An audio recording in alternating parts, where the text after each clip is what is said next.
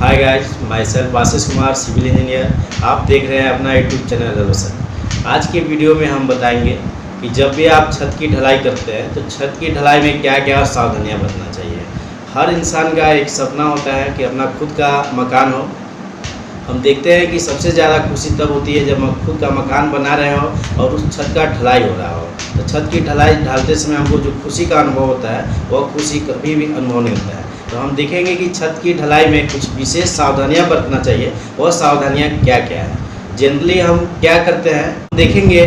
पहला पॉइंट, तरावटे लगाना। तरावटे लगाने का मतलब है कि जो आप तरावटे लगाते हैं उसमें जो बलिया का आप यूज करते हैं, बलिया का साइज कभी भी छोटा मत करें। उसमें एक के ऊपर 4 ईंट का उपयोग कभी भी मत करें। एक के ऊपर 2 ईंट से ज़्यादा नहीं लगाया है, क्योंकि होता क्या है कि जब भी आप एक के ऊपर 4 ईंट लगाइएगा तो प्रेशर पड़ेगा और प्रेशर पड़ने से कभी होता है कि ब्रिक टूट जाता है और ब्रिक टूटने से क्या है कि बलिया आपका नीचे धस जाएगा, जिससे छत की ढलाई धस सकता है। तो पहले आपको तराउट जो लगाना है उस पर विशेष ध्यान देना चाहिए। अब हम दूसरा पॉइंट की बात करेंगे, जिसमें 2 तरावटों के बीच जो गैप होता है। तो हम देखते हैं कि जो 2 तरावटों के बीच गैप होता है, उस गैप को भरने के लिए विभिन्न प्रकार का तरीका अपनाया जाता है। पहला तो तरीका अपनाया जाता है कि मान लीजिए आप मार्केट गए, मार्केट से टेप ले आया जाता है और टेप से क्या किया जाता है कि बहुत ही जल्दी कम समय में 2-4 घंटा के अंदर में ही उस टेप से जो गैप है उसको भर दिया जाता है, चिपका दिया जाता है। तो ये जो तरीका है हमको सही नहीं लगता है। इस तरीका से बेहतर तरीका क्या है कि उसमें आपका जो है जो पुट्टी जो है प्रॉपर तरीका से आप पुट्टी भरिए, वो तरीका आपका सही रहता है।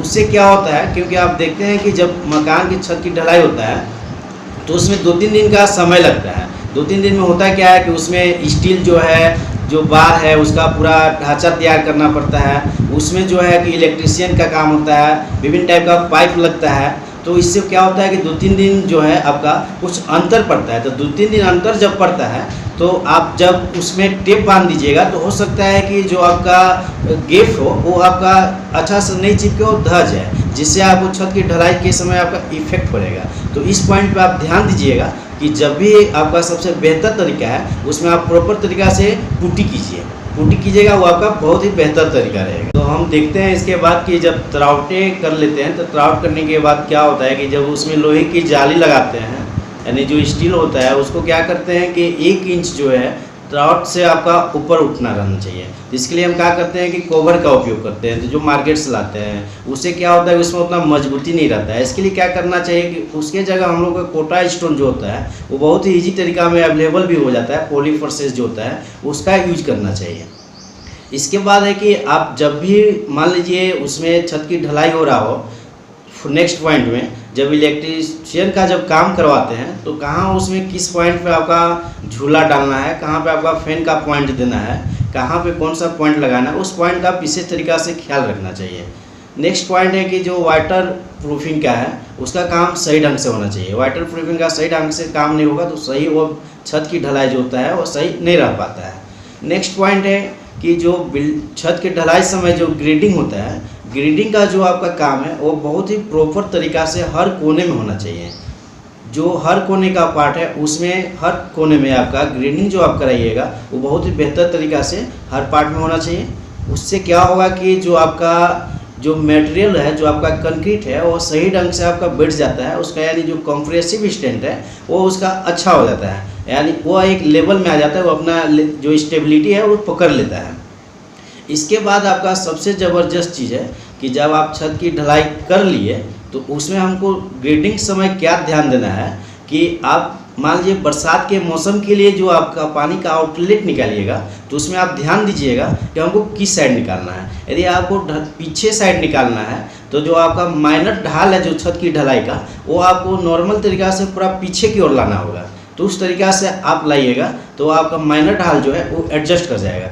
यदि आप थोड़ा सा भी अपोजिट साइड में ढाल को बढ़ावा दीजिएगा तो उसमें होता क्या है कि माल जो है वो ज़्यादा लग जाता है। तो माल को ज़्यादा लगने से बचाने के लिए जो है पीछे साइड आपको माइनर ढाल जो है वो बहुत ही स्लो तरीका से आपको लाना रहता है।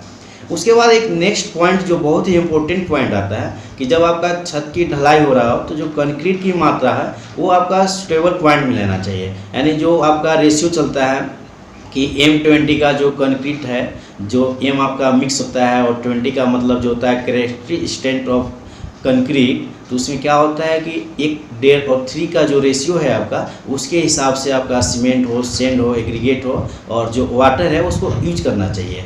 जब आपका जो प्रोफेशन है M20 का, उसके अनुसार जब आप लीजिएगा तो उसका जो स्ट्रेंथ है वो बहुत ही स्टेबल रहेगा। इसके बाद जब आप छत की ढलाई कर लें तो उसके बाद क्या करना चाहिए कि जो सबसे ज़्यादा इम्पोर्टेंट पॉइंट है उसके बाद छत की मजबूती के लिए, वो आपका होता है तरी। यानी छत की ढलाई में आप पानी किस तरीक़ा से डाल रहे हैं, तो आप छत की ढलाई में जो तरी कीजिएगा बहुत ही अच्छा तरीक़ा से आप उसके चारों तरफ जो है, कम से कम आप 1 ईंट का चारों तरफ से आप जोड़ दें उसको, है ना, बाउंड्री टाइप का एक ईंट का।